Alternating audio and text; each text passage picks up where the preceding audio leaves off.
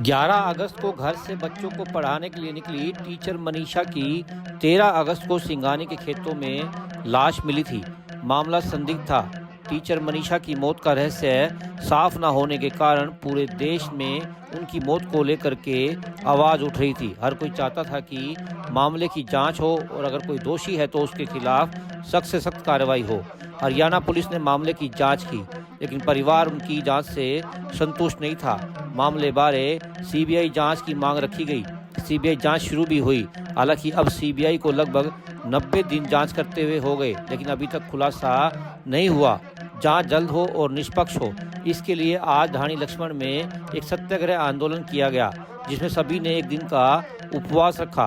किसान नेता सुरेश कोथ व मनीषा के पिता संजय का क्या कहना है, सुनाते हैं आपको। आज आंदोलन के दौरान ये जरूर कहा गया कि सरकार जल्द ही सीबीआई से बात कर मनीषा की मौत के मामले में खुलासा करे, नहीं तो फिर गांव के लोग बैठक करके कठोर रणनीति बनाएंगे। भिवानी से दीपक मुटरेजा की रिपोर्ट। हत्या हुई है, सार्वजनिक कहने में कौन सी दिक्कत है?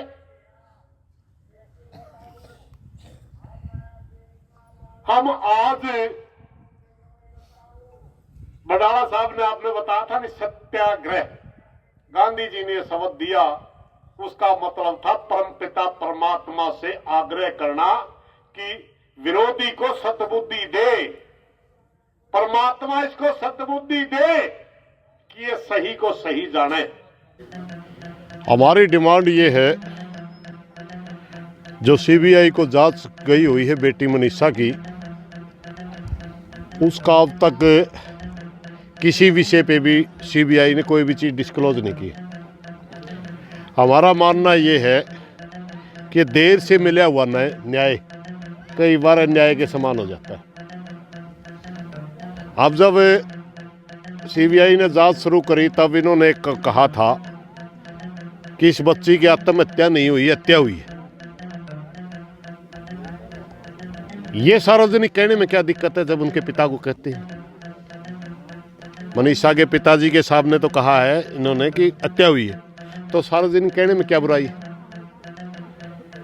अब एम्स में तीसरा पोस्टमार्टम हुआ, उस पोस्टमार्टम में क्या लिखा है ये बताने में क्या बुराई है? हम आज एक दिन के सत्याग्रह पे हैं। हमने आग्रह किया सरकार से और सीबीआई से कि जांच कहां तक पहुंची, सीबीआई इस चीज़ को डिस्क्लोज करे, और सरकार से आग्रह करे कि सीबीआई को, हरियाणा सरकार से किया है कि सीबीआई से प्रार्थना करो कि जल्दी इस मामला सुलझावे, क्योंकि पूरा प्रदेश मनीषा का न्याय होते हुए देखना चाहता है। ऐसा नहीं मैं लटका दिया बीच में, अब कोई पूछने वाला नहीं है।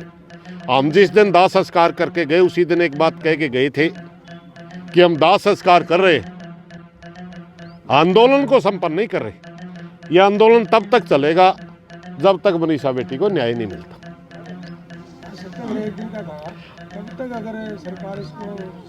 हमने आज आग्रह किया है। देखिए, हम उम्मीद करेंगे कि दोबारा हमारे को इकट्ठा ना होना पड़े। सरकार इस बात पर संज्ञान ले, परिवार से बात करे, सीबीआई परिवार से बात करे और चीज़ें सामने आ जाए तो बेहतर है। अब की बार अगर हमने दोबारा गांव में आकर के बात करनी पड़ी, जो कि हमारी एक रणनीति का हिस्सा है कि हम 2-4 दिन का इंतजार करेंगे, उसके बाद गांव में के सारे साथियों से मिल करके नई रणनीति की घोषणा करेंगे। तो हम उम्मीद करते हैं कि उससे पहले चीज़ें क्लियर हो जाएं, जो सब इस प्रदेश के लिए भी, हमारे लिए भी, प्रदेश की जनता के लिए भी सबके हित में है। वरना हमने कोई बड़ा आंदोलन की बात करनी पड़ेगी, पूरा प्रदेश इकट्ठा करना पड़ेगा, क्योंकि हम पहले ही क्लियर कर चुके हैं कि मनीषा बेटी के न्याय के लिए जो भी हमारे से प्रयास होंगे, हर संभव प्रयास करेंगे। सरकार से यही मांग है जी कि सीबीआई की जो जांच चल रही है वो तेज़ी से कार्रवाई करे जी, और हमें अपनी बेटी का न्याय जल्दी से जल्दी मिले जी। और सीबीआई की जो जांच है वो धीरे चल रही है जी। बार बार आते हैं कि वो कह रहे हैं कि जांच चल रही है। और हम इसलिए आज जो सांकेतिक धरना कराया था, ये यही है कि सरकार सीबीआई के अफसरों को पहुंचाए कि भाई जांच में तेजी ले आई जाए जी। अभी तक की जांच को किस रूप में देखते हैं?